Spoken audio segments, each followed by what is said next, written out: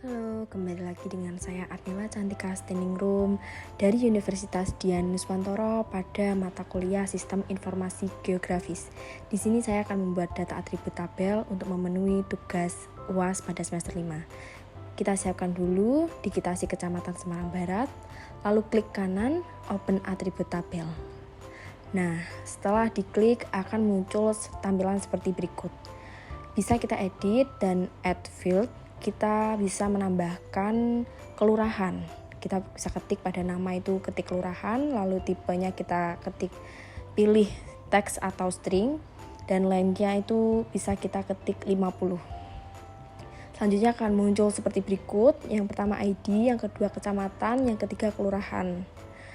Nah, pada bagian kelurahan semua tulisannya itu masih 0 atau belum muncul. Kita bisa lihat apabila kita seleksi akan muncul warna kuning pada bagian kelurahan yang kita seleksi. Bisa saya hilangkan dulu ini Google Maps-nya agar lebih mudah. Lalu dalam proses seleksi kita bisa klik Docs Attribute Tabel agar supaya mudah dalam memasukkan nama kelurahan sesuai dengan yang nama kecamatan.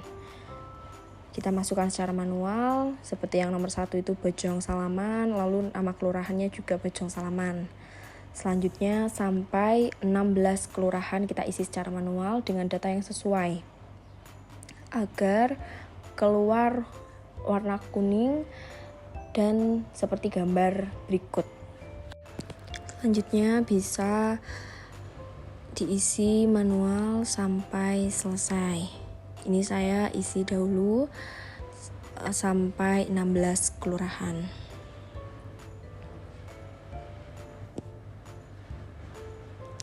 Ya, ini masih dengan nomor 5. Lalu yang terakhir ini ada Kelurahan Tawangsari. Bisa kita blok dan hasilnya seperti ini. Lalu yang kedua join tabel. Pada join tabel ini kita siapkan data dari atribut tadi. Nah, sebelum menjoin tabel, kita pastikan sudah mendownload spreadsheet dahulu. Nah, jika sudah, kita open atribut lagi dan buka seperti yang tadi. Kita juga buka data Excel dari penduduk tahun 2019 sampai 2022. Seperti ini caranya. Kita add layer dulu, langsung add spreadsheet layer. Lalu kita masukkan data penduduk Semarang Barat tahun 2019 sampai 2022. Nah, tampilannya akan seperti berikut. Kita rubah yang awalnya string menjadi real. Lalu pada peta digitasi Semarang Barat, kita open atribut lagi. Kita properties, lalu klik joins. Lalu kita pilih data penduduk Semarang Barat. Karena adanya hanya 3, jalan, tempat umum, dan data penduduk. Kita pilih data penduduk, lalu join field, dan yang bawahnya itu juga diisi kelurahan. Kita masukkan semua data yang diinginkan, seperti jumlah laki-laki itu semua di checklist, dan custom namanya juga dirubah menjadi jumlah. Lalu akan tampilannya sebagai berikut. Pada data atribut tabel akan tampil sebagai berikut, dan kita ekspor, simpan filenya dahulu supaya tidak hilang. Dengan bagian save vector layer akan muncul seperti ini. Lalu pada file name kita klik titik 3, lalu simpan bersama data-data SIG yang lainnya. Ini saya save seperti ini. Lalu oke.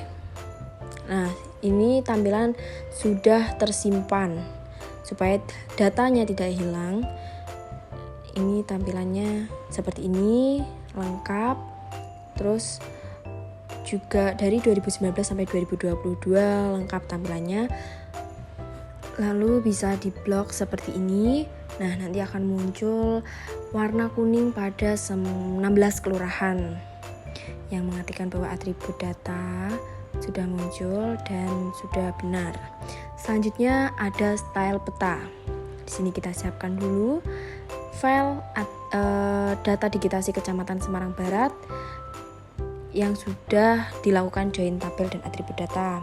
Yang pertama, kita bisa klik properties, lalu pilih simbologi. Nah, di sini akan muncul tampilan seperti berikut, simbologi. Kita bisa klik otomatis di simbologi, lalu kita klik ada simbologi, kategoris, graduate, rule base, merge feature, inverted polygon, dan 2,5 dimensi. Nah, yang sudah saya pakai ini adalah single symbol. Yang dimana single symbol ini digunakan untuk menyajikan data dengan satu simbol, biasanya dengan simbol warna. Seperti berikut, kita bisa memilih color untuk peta yang sudah kita siapkan. Di sini saya pilih warna merah dan saya klik OK. Tampilannya akan seperti berikut. Nah, apabila ingin mengganti ke kategoris, ini kategoris biasanya digunakan untuk menyajikan data dengan simbol tertentu. Dalam kategoris ini biasanya digunakan untuk sebaran data numerik atau kategorik. Pada value, saya pilih kelurahan karena ingin membedakan tiap kelurahan dengan warna yang berbeda. Lalu bisa klik classify, akan muncul 16 kelurahan dengan warna yang berbeda. Seperti berikut ini. Lalu bisa klik apply dan klik OK. Maka hasilnya akan seperti ini. Tiap kelurahan memiliki warna yang berbeda agar memudahkan dalam membedakan kelurahan. Selanjutnya, yang ketiga, ada graduate. Nah, biasanya dalam graduate ini digunakan untuk menyajikan semua fitur dari sebuah lapisan, digunakan untuk sebagai simbol warna yang mencerminkan atribut data. Nah, sebelumnya itu kita buka data atribut tabel, lalu kita klik add new calculator field. Nah, kita klik pada output field name itu jumlah penduduk tahun 2020 karena yang paling banyak. Lalu pada field and value kita klik jumlah penduduk laki-laki 2020 dan jumlah penduduk perempuan 2020. Akan muncul seperti berikut. Nah, berikut dari pertambahan jumlah penduduk laki-laki 2020 dan perempuan 2020. Jika sudah, kita open lagi graduate, simbol graduate, karena kita ingin melakukan gambaran sebaran data jumlah penduduk tahun 2020 di Kecamatan Semarang Barat. Lebih bagusnya jika kita memakai graduate simbol. Nah, kita bisa memilih warna untuk membedakan jumlah penduduk. Dari yang paling sedikit itu biasanya warna paling cerah, dan warna yang paling gelap adalah penduduk dengan jumlah yang paling banyak. Pada value kita klik jumlah penduduk tahun 2020 karena kita ingin mengetahui sebaran data tahun 2020. Kita pilih pada mode itu, saya pilih equal interval, lalu classes-nya saya pilih 5. Jika sudah, bisa klik apply, lalu klik OK. Nah, saya klik dulu apply, terus OK. Hasilnya akan sebagai berikut. Dengan itu pada Kelurahan Kerobokan dengan jumlah penduduk tahun 2020 yang paling banyak, digambarkan dengan warna merah yang paling gelap. Selanjutnya kita bisa memberi label pada nama kelurahan agar lebih memudahkan. Dalam label kita pilih single label, lalu value-nya kita pilih kelurahan. Kita bisa edit teksnya itu dengan font, kita bisa memilih font apa saja yang tertera di situ. Lalu jika ingin lebih jelas, bisa memilih menu buffer. Tetapi karena saya menginginkan yang sudah tertera seperti ini dan menurut saya sudah jelas, jadi saya hanya edit pada bagian teks saja. Lalu otomatis akan muncul seperti berikut dengan nama kelurahan yang sudah sesuai. Selanjutnya ada layout peta. Pada layout peta ini kita siapkan data yang sudah di setel terlebih dahulu. Kita klik data Kecamatan Semarang Barat, lalu klik project, lalu new print layout. Kita klik. Nah, seperti tampilan berikut, kita ketik nama yang ingin di-save, yaitu peta Kecamatan Semarang Barat. Jika sudah, berikut tampilannya. Ada jendela baru layout. Di sebelah kiri itu ada toolbar maps dan yang tengah itu kanvas.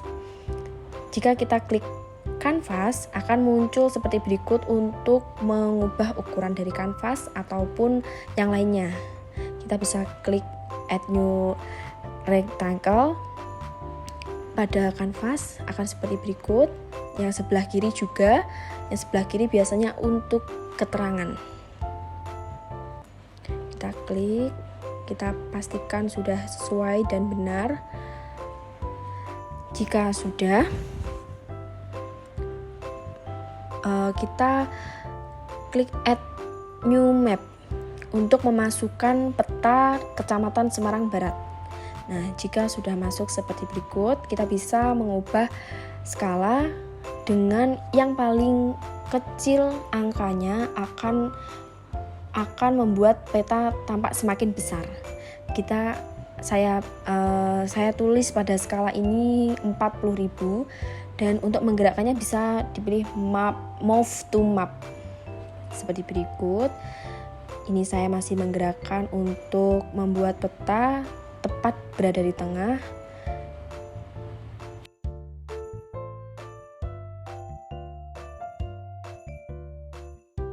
Nah, ini saya masih mengedit skalanya. Lalu apabila ingin di belakang peta tersebut polos, kita bisa close terlebih dahulu. Pada bagian kanvas ini kita close, lalu kita hilangkan dahulu Google Maps-nya. Nah, seperti ini tampilannya. Lalu kita bisa refresh agar tampilan polos seperti berikut. Nah, apabila sudah, selanjutnya bisa kita klik add text untuk memberi keterangan judul pada peta yang di sampingnya.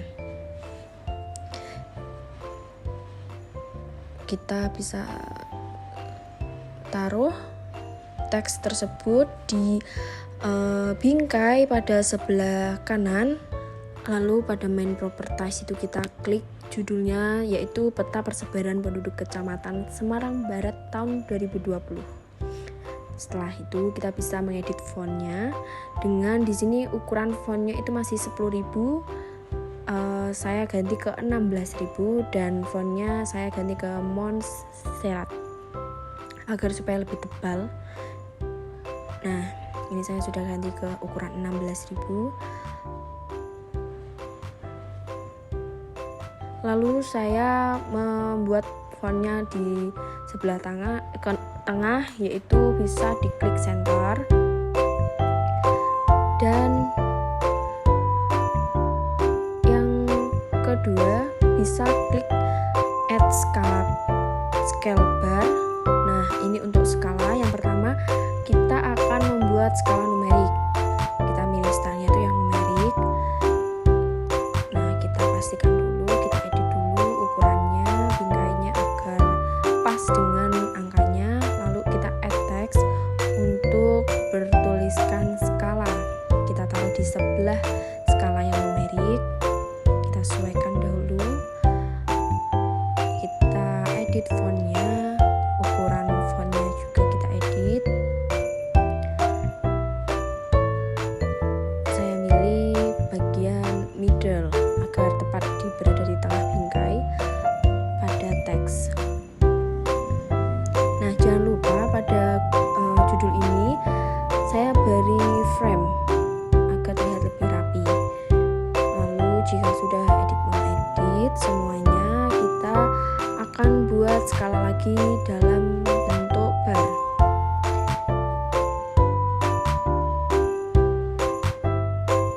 Selanjutnya bisa add scale bar lagi.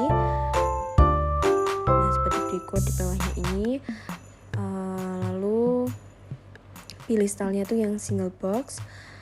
Label unit, pada label unit multipliesnya itu saya ganti ke 5 juta dan unitnya itu dalam berupa kilometer. Lalu pada segmennya itu berubah menjadi live 2 yang awalnya live 0. Lalu pada file weight kita rubah ke 1 juta units. Nah, pakai berikut. Nah, yang ketiga itu ada add legend. Nanti akan muncul seperti berikut. Kita hapus semuanya. Dan yang tersisa hanya data Kecamatan Semarang Barat, kita rubah menjadi keterangan. Jika sudah, kita paskan tepat berada di tengah, samping kanan ataupun samping kiri. Nah, ini saya taruh di tengah. Lalu kemudian saya klik add node row, itu untuk mata angin.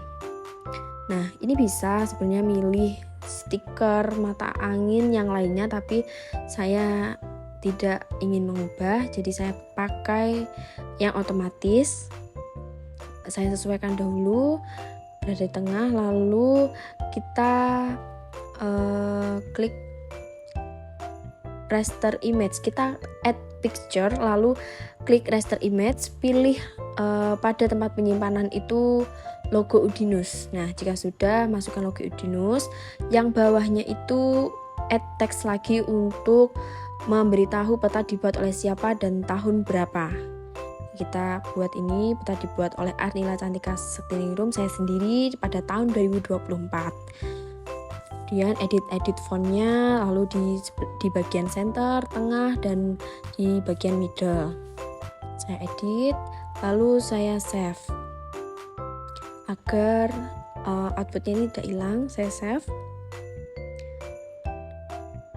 Sebenarnya pada menu layout ini ada menu grid, tetapi karena saya lupa, saya mohon maaf, jadi saya lanjutkan ke tutorial pada toolbar yang lainnya di sebelah kiri.